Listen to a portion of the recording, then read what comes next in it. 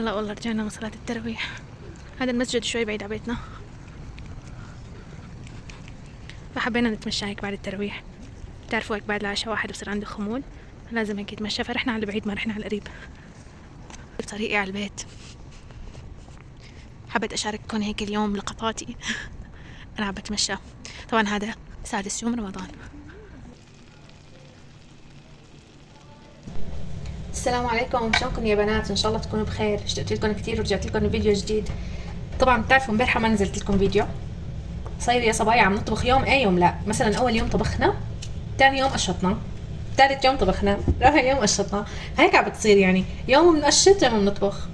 والله يا صبايا. ويوم اللي بنطبخ فيه مثلا ناكل الطبخه تازه، ثاني يوم القشطات اللي زادت يعني من الاكلات اللي قبل بيوم نعمل جنب مثلا سمبوسك او بنعمل شوربه او فتوش، يعني هيك مقبلات وبناكلها.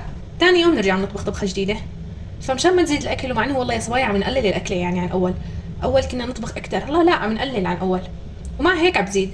يعني صاير سبحان الله الاكل برمضان كثير بقل اكلكم، ما بتاكلوا مثل الايام العاديه. مين هيك عم بصير معي يا صبايا؟ والله. فصاير هيك ما عم بنزل لكم فيديوهات لحتى اطبخ الطبخه وانزل لكم. وشفتوا برمضان لما نطلع ولما ندخل في البيت. وحلويات كمان ما بساوي كتير صراحه عشان ما نسمن برمضان.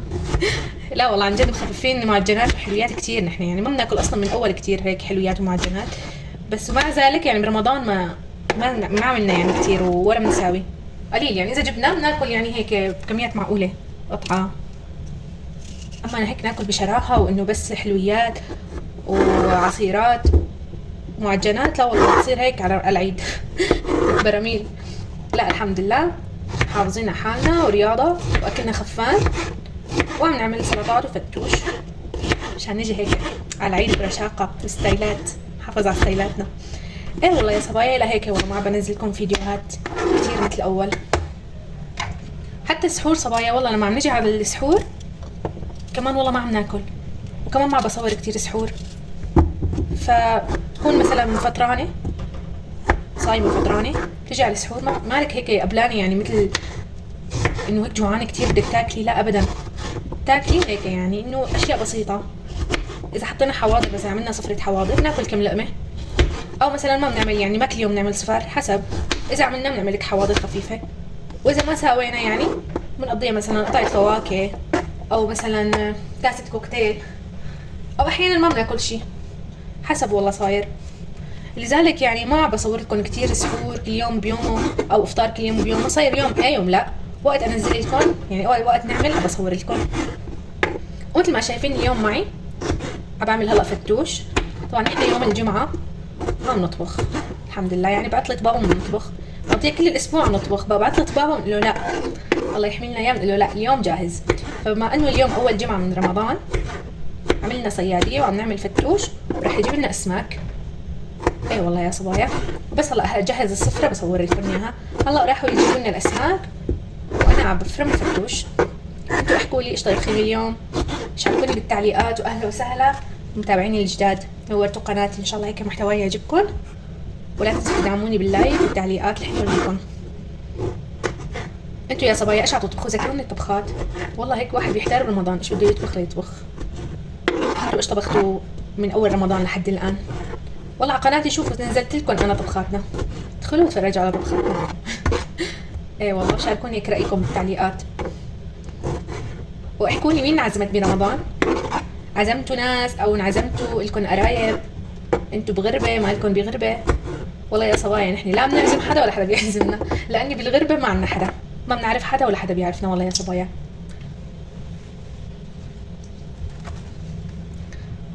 والله يا صبايا لا بنعرف حدا ولا حدا بيعرفنا.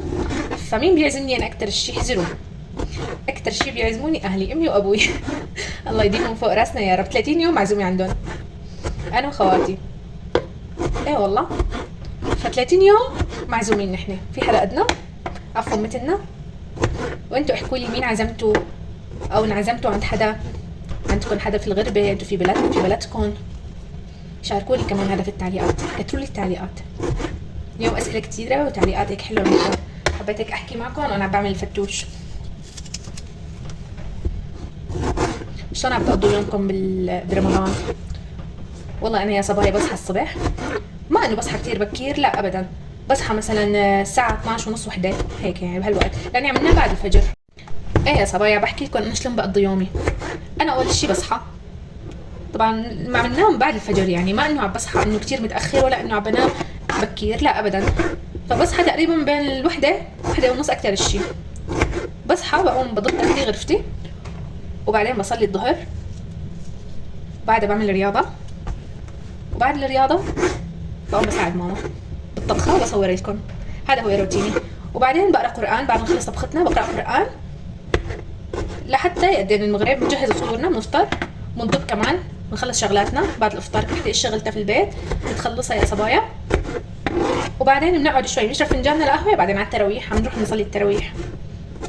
وبعدين بنرجع يا صبايا من التراويح، انا عندي حلقة قرآن كمان، بخلص حلقة القرآن بيجي بابا بقعد على السحور. ايه والله بينتهي يومي يعني.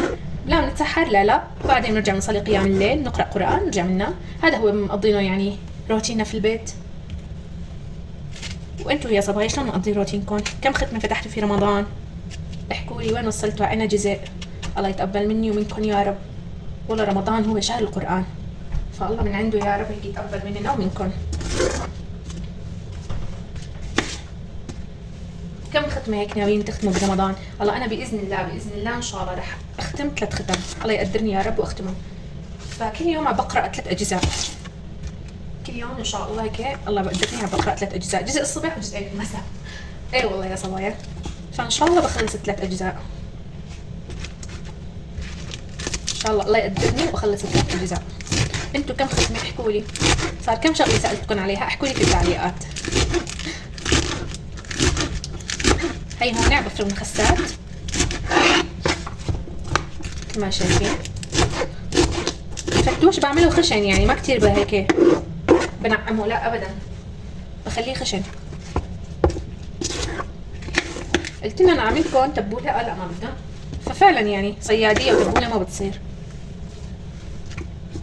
قلنا فتوش يعني. اقبل من البارحه اقبل من التبوله. صار رمضان عم بخربط كتير الحكي. بقى ما بعرف مثل علي الصيام او انا خربت بكير. انه التراويح واشياء كم ركعه بتصلوا انتوا عندكم يعني في بلدكم اللي انتوا قاعدين فيها؟ هي هون نكت البقدونس انا عم بغسله ما تدققوا.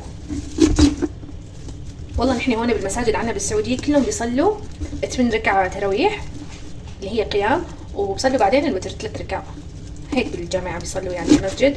ونحن بنصلي هون الحمد لله بيقولوا افضل يعني 11 ركعه. انتوا عم بتروحوا على المسجد، عم تصلوا في المسجد في بيتكم. اللي عنده اولاد صغار اكيد ما عم تطلع، الله يعينها. يعني الاولاد الصغار في التراويح مشكله، بيجننوا امهم، والام بتتهنى بصلاتها، لا بكون في خشوع ولا بكون في شيء. الله يحمي لها اياهم، اكيد بتصلي في بيتها. صاير جنبنا كذا مسجد، فكل يوم عم بقول لماما خلينا نروح على هذا المسجد وهذا المسجد. والله جربنا مسجدين، اليوم ان شاء الله الثالث رح اجربه. يعني قراءة الشيخ ما شاء الله يعني كثير هيك حلوة. ففي واحد قريب مننا وواحد شوي يعني بالمشي كلنا بنمشي. هي بنتمشى بقول لها خلينا نتمشى بعد ما تاكلي هيك واحد يهضم، نتمشى يعني، وهي بنصلي بمسجد جديد. يعني ان شاء الله الارض تشفع لك يوم من الايام، بيقولوا ان شاء الله الارض بتشفع لنا بتصلي في مكان جديد. فبنصلي كل مرة بمسجد، بس اكثر الايام طبعا بمسجدنا هذا القريب لنا. بس بما انه اليوم جمعه مو بنطلع ان شاء الله هلا، بس نخلص افطارنا ان شاء الله رح نطلع. فبنصلي التراويح برا مسجد ثاني. صورت لكم امبارحه بالمسجد انا طالعه، صورت لكم هيك كم لقطه. انتوا ختمتكم ولا لسه؟ مو ختمتكم يعني، اكيد ما حدا خلص اول ختمه، ويمكن في ناس خلصت الله هيك ما شاء الله، الله يبارك لها ويقويها. هدول طلعت عذبت فيهم، ليش؟ لاني انا غسلتهم، بس اغسلهم بنتكشوا معي، فصايرين صعب علي شوي بالفرم. فشدوا الهمة يا صبايا على القرآن. في رمضان شهر القرآن، انا دائما الحمد لله رب العالمين، انا واهلي يعني مو بس انا، والله هيك يا رب يعني اعوذ بالله من كلمة انا. الله يقوينا ان شاء الله ويزيدنا. في رمضان دائما يعني بنزيد القرآن بكتير، يعني دائما احنا ايامنا العادية حتى بنقرأ قرآن، يعني مو بس برمضان. في ناس بتقول لك لا بس برمضان بيقرأوا قرآن، لا الحمد لله احنا بالايام العادية حتى بنقرأ قرآن كل يوم الحمد لله. ف بنعتبر هذا رمضان من غير شر علينا يعني وعلى اهلي، انه هذا اخر رمضان لنا، كاني عم نعبد الله سبحانه وتعالى اخر رمضان. فصلاتنا بتكون هيك غير، بحس يعني قراءتنا غير، تسبيحنا يعني فعلا اجواء رمضانيه، اجواء رمضانيه. وسبحان الله يعني العمر عم يمشي، وكتر الموتى عم نسمع كتير ناس قصص، الله يرحمنا ويرحمهم ويرحم اموات امه محمد. فخلص يعني بنعتبر هذا رمضان كاني اخر رمضان الك بالعباده. ما بتعرف الواحد ايش مكتوب له، يعني كبير صغير ما بيد الله. لذلك نستغل يعني هالرمضان ان شاء الله. الله يعيده علينا وعليكم ان شاء الله، ونزيد ايمان اكثر واكثر. هي هون الجرجير انا بغسلهم، على قد ما بغسلهم مشان البكتيريا بقيت بضغط عليهم بنتكشوا نكش معي، وامي دائما بتبهدلني على هذا الشيء، تقول لي نكشتي لي اياهم بعد ما رتبتهم. بقول لها مو بدك اغسل لك اياهم منيح؟ طلعوا هلا بنقي الصفر، مع انه نحن بننقيهم لما بابا بجيبهم وبنحطهم بكياس فريزة وبالبراد، كياس شفافة يعني بالبراد، بس احيانا بيصفروا، فلما بتكوني انت عم تفرمي بنقيهم انا برجع.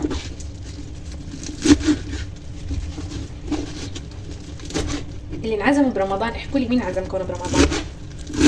بناتكم الكبار هيك قد ماما، ولا اولادكم الصبيان، ولا امهاتكم؟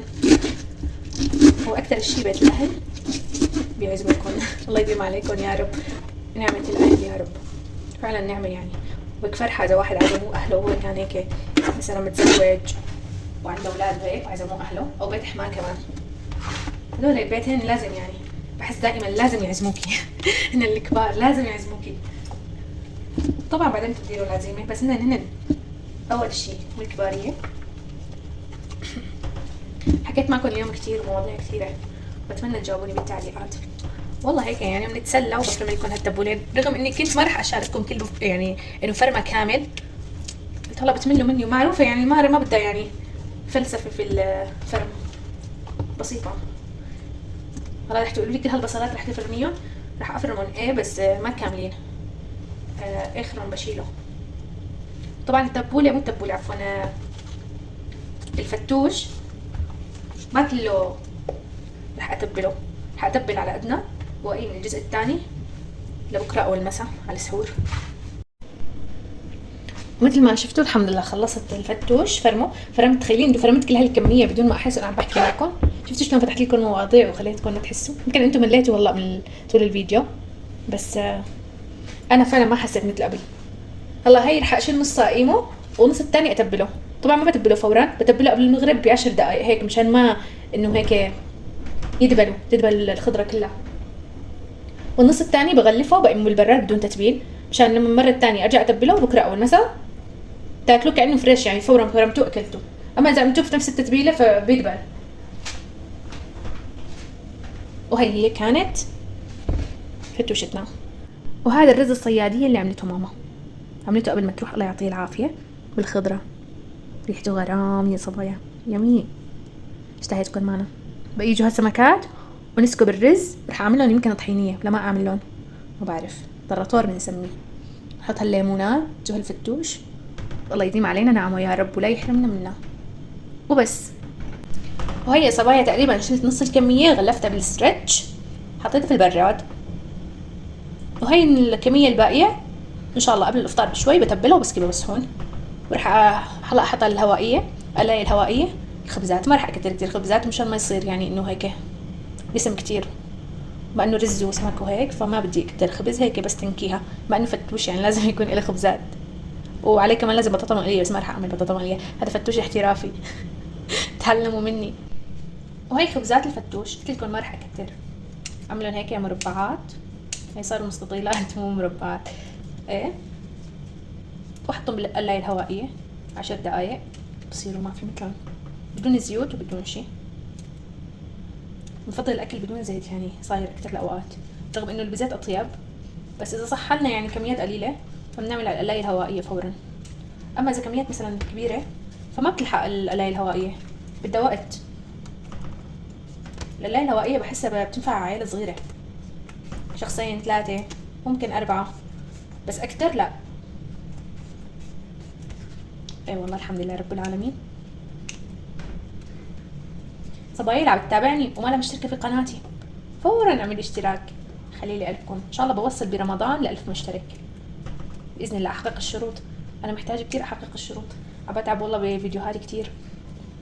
فالمحتوى ان شاء الله يكون يعجبكم، واللي عم تتابعني ولا مشتركه في القناه تشترك في القناه وتفعل الجرس، ان شاء الله بيوصلك كل شيء من جديد، ولا راح تخسر شيء. كبسة زر، حط لي لايكات تعليقات حلوه.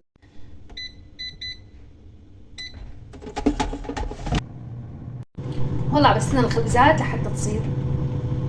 طبعا عين الليمونه هلا بعصرها فوق الفتوش، كل ادري بقول التبوله فوق الفتوش. قشرت على اساس افرمها، بعدين ما فرمتها، قلت لا يعني اطيب من الفرم. هي صوايد عامل 3 حطيت معلقه لبن ومعلقتين طحينيه ورشه ملح ورشه ملح الليمون وكاسه مي، ورح ادق التومات هي هون مشان احطهم فوق الطرطور اسوي طرطور. هي خفقنا الطرطور الطحينيه.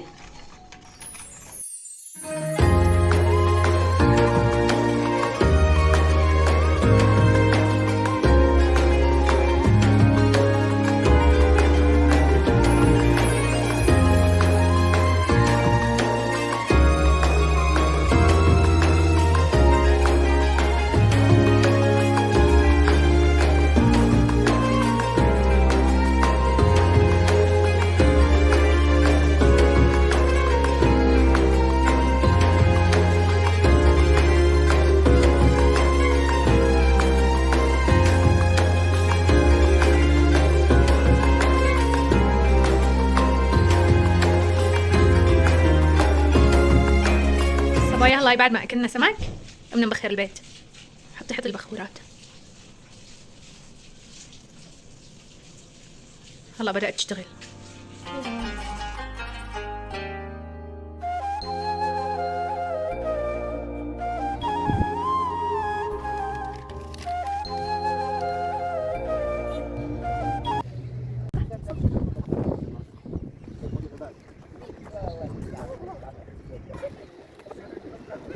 سبحان الخالق طلع هذا المنظرة. هذول بيض مع حلاوة. خير.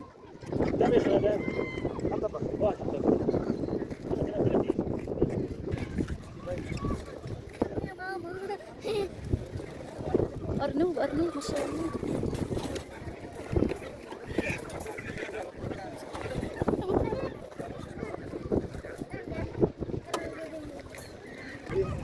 سبحان الخالق. هذول غريبين.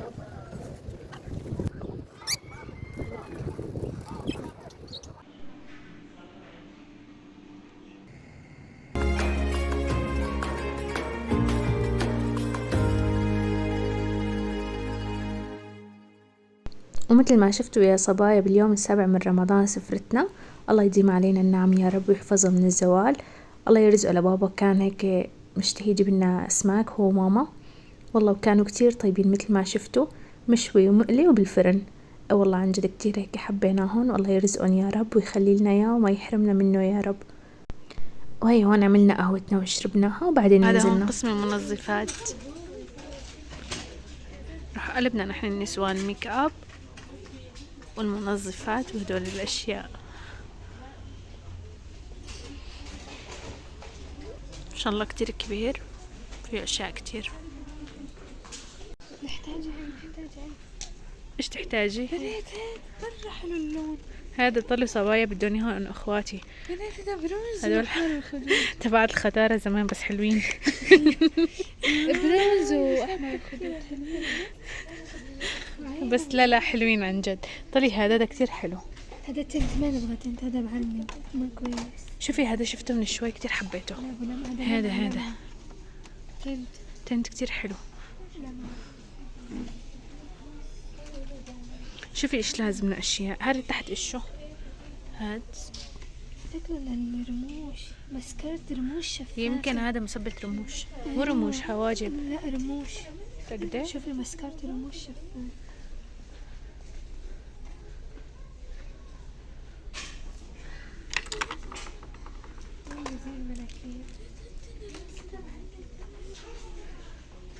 ما شاء الله كتير بحب هيك اشياء.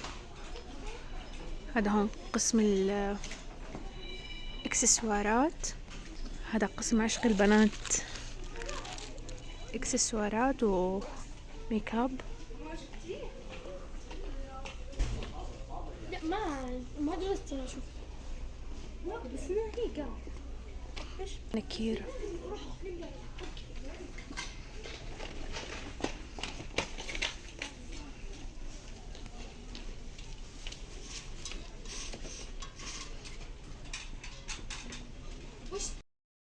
صح الفيديو طويل بس بتمنى يعجبكم، ولهون بكون خلص الفيديو، وبحبكم كتير، والسلام عليكم ورحمة الله وبركاته.